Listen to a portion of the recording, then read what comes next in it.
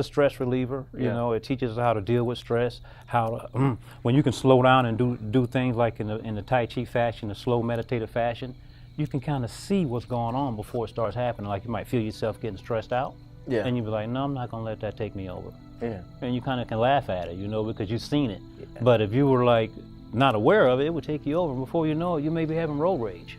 You know what I mean? But before Tai Chi practice, I mean, the art has completely changed me, man. Yeah. And that's what it does. It just, I mean, now it's like all about compassion. You know what I mean? It's all about like helping others. That's like the number one principle for Tai Chi, is to do no harm. You know what I mean? Even if violence, if you know, violent encounter comes your way, it's still to do no harm, even to the attacker. Wow. You know, and that's just beautiful. That's why I love it so much. Yeah. I'm like, everybody should learn it.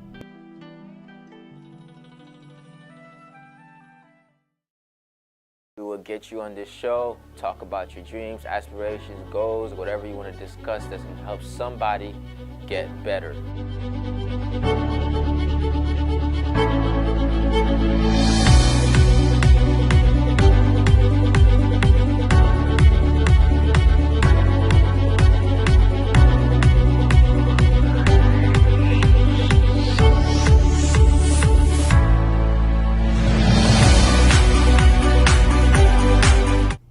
How's it going, everyone? Thank you for tuning in to this episode of the Unlimited Power Show.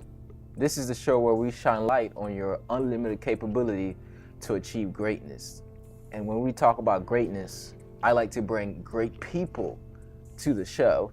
And bringing great people, I always like to learn about their story, their background, their motivators, why they're chasing their passion, and get some lessons. So think of me as a student learning and sharing that knowledge with you.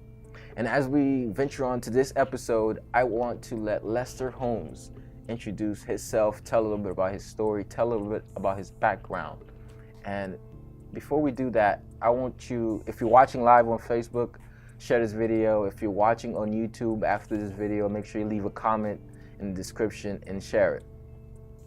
So with that being said, Lester, we was just talking about your life, and it was a quick little talk before our main talk. Yes. And you said that the overall story of your life have been doing without doing, and I think that's so powerful because that's my definition of passion. So with that being said, tell us a little bit about your history, a little bit about your background. Let's see Lester Holmes as a little boy running around his mom's house. Certainly. Like, who's that? Certainly. Before we go there, I have to give you thanks for being here because I didn't do that. So thank you for having me here as a guest. Very honored. So let's say, who was Lester as a little boy? I'll go back to South Carolina, a little small town. Growing up in a, I say a little shack actually. My grandmother was a sharecropper. Yeah. So we had a little shack that we moved down into from New Jersey. And growing up, I enjoyed being outside, like running around in nature. South Carolina, there's a lot of trees. And I was always into like going out and picking berries and fruit and nuts and stuff like that. And it's funny because that's what, you know, that's like 90% of my diet to this day, you know. It's berries and fruits. Yeah, berries and fruits and veggies, and it's like I had a passion for it when I was a kid without even realizing it. Once again, doing without doing. You was picking the fruits. Yeah. Literally. Literally. And in a different way, in a figurative language. That's so true. You was picking fruits from a young age. That's true. So your connection to nature started as a boy, and how is that ventured into what you do now, and what do you do now? Okay, so basically what I do now, a lot of people know me as being Sifu Lester or Sifu Holmes. Yes. Sifu, you see I have on a Chinese attire. So I'm an instructor of Chinese martial arts, and it's known as the name of Tai Chi Chuan or Tai Chi. Yes. More specifically here in the Western world, it's known as being Tai Chi. And I guess we'll talk a little bit more about Tai Chi later because it has like multiple faces, I'll say. Right. You know, some people think it's like a martial art, some people think it's like an aerobic exercise. So there's different things. So I guess we'll talk about that more. Yes. But that's what I do full time. And I teach people, it's an art form. Yes. You know, and I've been doing the art form, like we said, over 18 years now, and for me, it's brought health and vitality in my life. I'm also a disabled veteran, and I'm no longer suffering from the injuries that I'm supposedly disabled from. You know, and I give all thanks to the practice of Tai Chi. You know, the practice is based on making these slow circular movements, and those particular movements actually healed my knees. You know, I had problems with my knees. I always had problems with my knees from the military, and after I would say maybe 2 years or so of series practice, all those pains start going away. Wow. You know, and that's one of the great things about Tai Chi, the healing benefits. So that grabbed me. I was always into fitness and health. Yeah. And sharing that with others, you know, that's what really drives me more than anything. And as you said earlier, you see yourself as a student. Well, me myself, I consider myself a teacher, but by all regards, I'm always a student because there's always more to learn. Yeah. And by being able to have an open mind and always being able to learn, I can bring more back to my students as well. So, and I'm teaching people from all over the country, all over the world actually. Just had a student come in from Europe on yesterday, so you know, the word is spreading, and like you said, and doing without doing. Yeah, how long have you been? How long have you been a Tai Chi Quan? That's correct. Yeah. Right? So I want to use the full term. Tai Chi Chuan. Tai Chi Chuan. Yeah. Sifu. How long have you been doing that? I've been studying the art form, like I said, nearly 18 years, but actually being promoted to Sifu. Yeah. That promotion now has been, I think, about 5 years now. And I've been teaching for 12 years, but you don't just get titles. You know, it's not like you just get titles for this and that. You have to actually put in the time to get the title. You know, they say 10,000 hours before you start realizing, you know, how to use your art form, no matter what it is. You know, if you're painting, whatever. Right. Yeah. So speaking of art forms, what did you do before, you know, becoming, you know, really indulge? Tell us the history of your first time you were aware that this stuff exists, and how did it really draw you in? Well, the first time, like I said, the first time that I was aware of martial arts, period, I would say, I was a small kid in South Carolina, and my best friend's father, actually, he was in the military, and he just returned home from a tour in Vietnam. And during that time, very popular TV shows were on, like Kung Fu Theater. Yeah.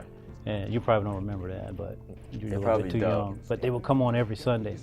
And us little kids, you know, out in the neighborhood, we would always try to, you know, do what they were doing. You know, we run outside and do it. And then before long, my father had me enrolled into like a local school, like Taekwondo school. And then I started taking up the art form from there, and I never stopped practicing, you know, the arts. Went into the military. And, so, were you in the Army, the Navy? Air Force. You was in the Air Force? Yeah, I was in the Air Force for 13 years. Yeah. And once I got off that tour, I actually came down here. And one of the big businesses that I also gave up was like the real estate business. I was doing real estate at the time. I was investing in real estate with my buddy that I got out of the military with, and I gave that up. He thought I was nuts. Yeah. I gave it up. I'm like, hey, I'm doing this full time. He's like, really, man? You're like, yeah.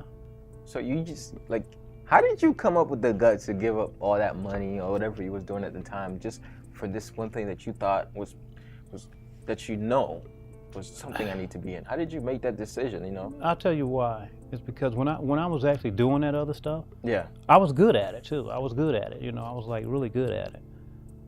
But it was something that was missing. You know, even when I was doing that, I would always like be doing my Tai Chi. I would maybe cancel an appointment so I could go and train. Yeah. And I found myself like slowly but surely just replacing other things in my life with more Tai Chi, you know, more Tai Chi. And it just took me over, and I knew it was something more to it. And like I said, Tai Chi is more than just a martial art, you know, and it's also what we consider to be like a moving meditation. Yeah. And for me, that's one of the greatest benefits of all. Everybody can benefit from that, even if you're not interested in martial arts. I mean, in today's society, that's why the benefits are still there. You know, people are like, why do you need martial arts? Well, it's not for fighting. Yeah. It never was intended for fighting Right. anyway. You know, you get the training for your mind. You know, and It's a mental fight. exactly. It's a mental fight. It's a stress reliever. You Yeah. know, it teaches us how to deal with stress. How to, when you can slow down and do things like in the Tai Chi fashion, the slow meditative fashion, you can kind of see what's going on before it starts happening. Like you might feel yourself getting stressed out. Yeah. And you be like, no, I'm not gonna let that take me over. Yeah. And you kind of can laugh at it, you know, because you've seen it. Yeah. But if you were like not aware of it, it would take you over. Before you know it, you may be having road rage. You know what I mean? But before Tai Chi practice, I mean, the art has completely changed me, man. Yeah. And that's what it does. It just, I mean, now it's like all about compassion. You know what I mean? It's all about like helping others. That's like the number one principle for Tai Chi, is to do no harm. You know what I mean? Even if violence, if you know, a violent encounter comes your way, it's still to do no harm, even to the attacker. Wow. You know, and that's just beautiful. That's why I love it so much. Yeah. I'm like, everybody should learn it. You know, do no harm. So you can't hurt. You can't. Just do no harm. Do no harm, man. And you can learn how to overtake the aggressive attacker or whatever, and actually they can go home safe, and you can go home safe. You don't even have to injure their ego. You know, that's what's so beautiful about it. You know, it's like, it just gets deeper and deeper, man. So let's go deeper into Tai Chi. Let's go. And so what is a formal definition, or like, because we're thinking everyone watching don't know this. Yeah, absolutely. Let's enlighten So them yeah, on so what we've is this been art. talking about this Tai Chi thing here. Yeah. And I mentioned that Tai Chi is like, I'll say multi-faced. Yeah. So most people, and when I say most people, I'm talking about people here in the Western world. So America, let's talk about America. Because originally, and there are some disputes on where Tai Chi actually originated from. But we trace it back as far as China. Okay. All right? Some people say it goes back even further, but the evidence seems to kind of like trickle away. All right, so I don't get involved in the disputes. I'm just glad because I see it as a treasure. Yeah. You know what I mean? Yeah. So, in China, a lot of the people in China, they still see it as being a martial art. All right? Here in the Western world, it's being seen more as a type of, let's say, aerobic type exercise. Yeah. And I would even say aerobic exercise with a touch of yogic principles in it. Yeah. Because it has the meditative state. All right, so here we have martial art. We have the yogic principle being like the meditative flow. So let's call it a moving meditation. All right, Tai Chi, moving meditation, and then it can also be like a self-defense. You see what I'm saying? So people use it as a self-defense system, and what it really depends upon is what does the student want to get out of it. What are you looking for? Right. Because a lot of the people who I teach, they're not interested in martial arts, right? They may just be interested in getting a good exercise. So I'm able to give those students what they want, and maybe later they'll change their mind and they want to move on. Right. You know what I mean? Because I teach the complete art. So first of all, I would say if you're interested in learning the art, you have to make sure that the teacher that you find actually can give you what you want to get, because a lot of the teachers only know it as an exercise. You know what I mean? And there's a rare few that want to know it as being more, you know. And those are usually the ones that want to know the complete art are the ones who are usually going to be like what we call the disciples. Yeah.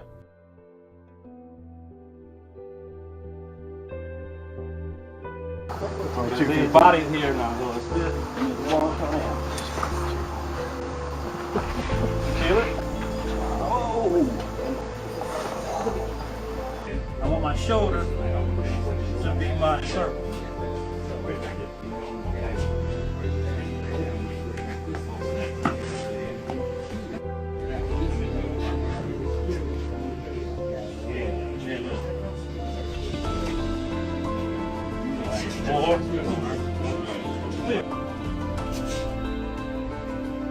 Here I got all kinds of good things in here. See?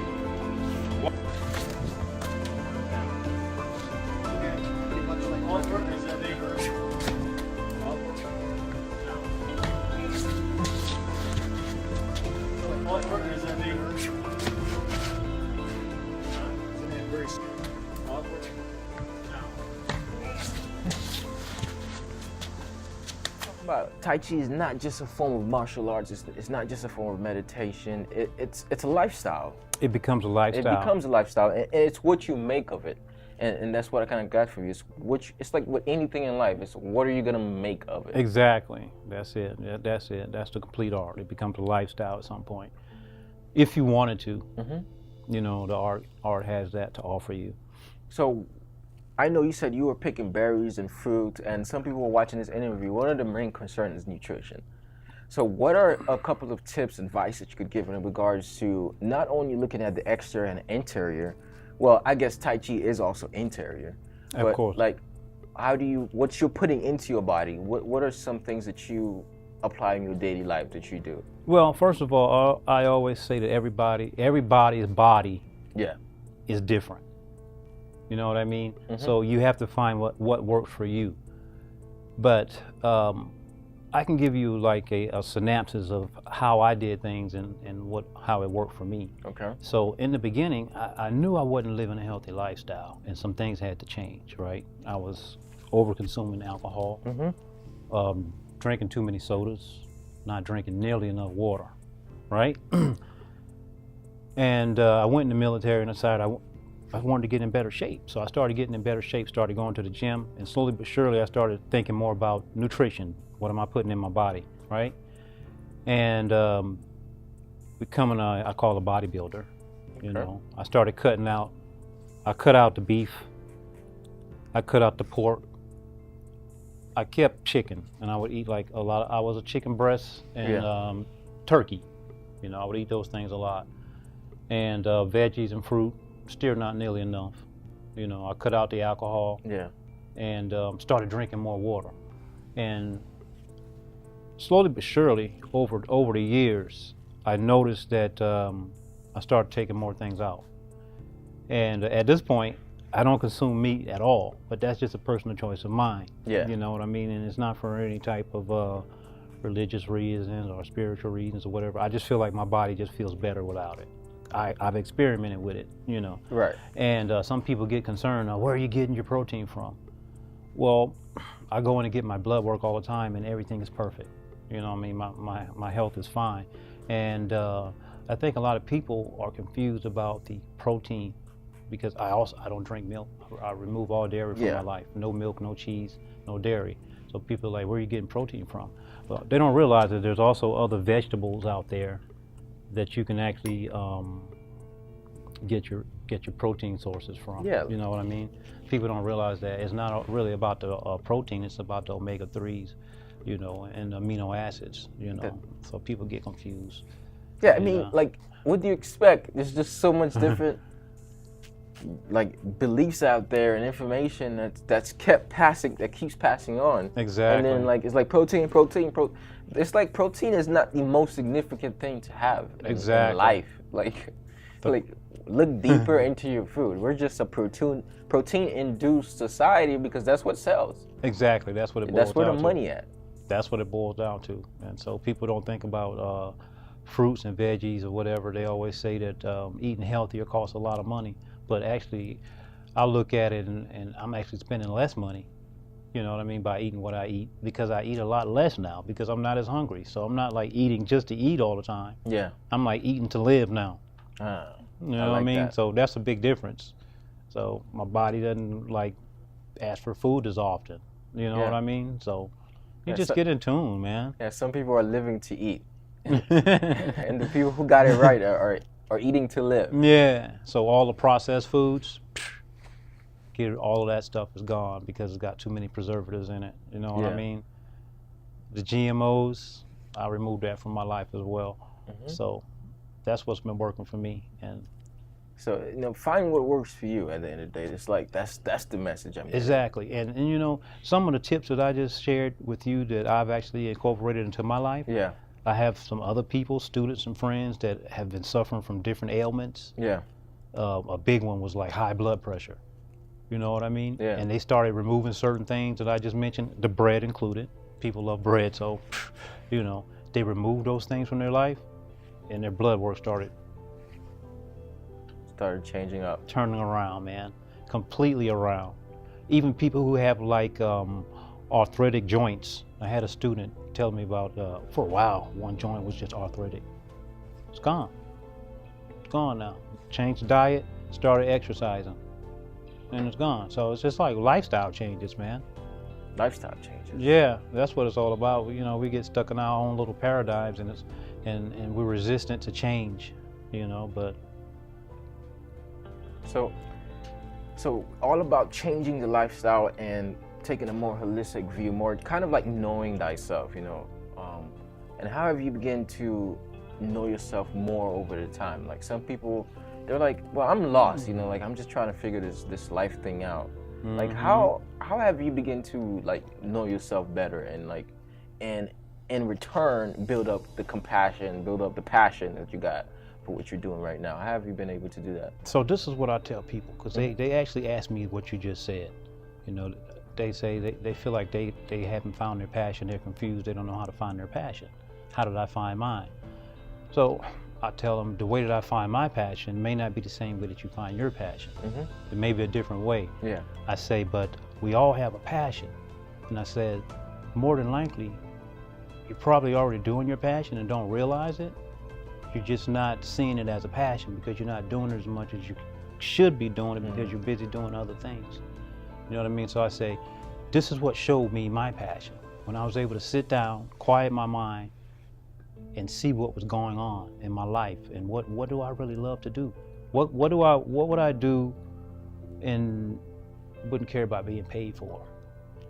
You know what I mean? Because it's not about money. Yeah. You know what I mean? We need money, of course, don't get me wrong. In this society, we need money. It's a tool. But it's just simply a tool. You know what I mean? It's just going to give you more of what you already have. That's it. Yeah, and it's going to give you more of what you already have. And one thing that you have is compassion, is love to spread. Yeah. And you said one thing, Tai Chi has given you more compassion. What's your definition of being compassionate? Well, when I think of being compassionate, yeah, it's basically, I look at it being very simple. I look at everyone as being like a brother or a sister. And, you know, I treat them that way. Even like a thought. I start with my thoughts. I always tell people, I say, if you want to train being compassionate, do this. I say, watch your thoughts. I say, imagine that everybody that comes in contact with you, they can actually hear your thoughts. Mm. So work on that, and I guarantee you'll be working on being compassionate. You'll be working that. I guarantee it. And it works like a charm, and I practice it all the time. Hey, that's some good advice. Yeah, it works. It's simple, and it's just like, you know, you find yourself going the wrong way, and you're like, hey, man, they can hear you. Yeah, think of it.